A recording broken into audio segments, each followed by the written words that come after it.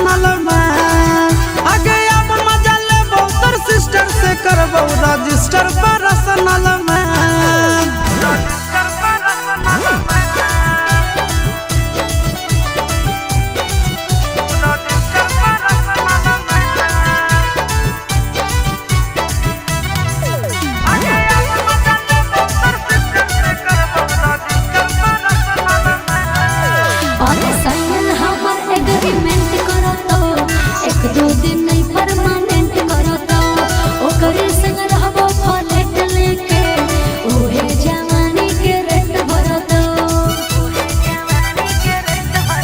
आगे तोरा बहिन ले बिक जाइबो काठा दू काठा हम लिख देबो।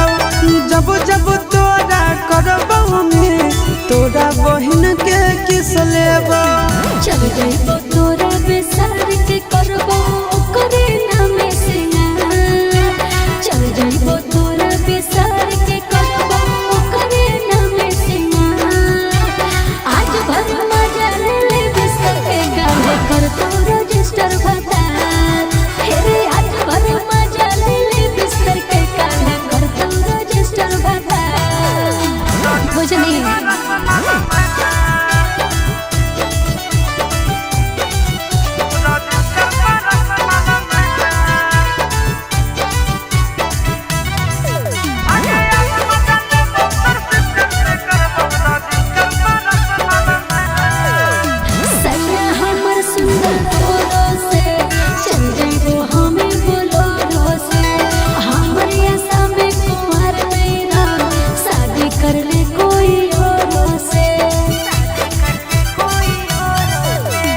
तोरो बहिन हाई फाई है गे रसगुल्ला नहीं रसमलाई है गे।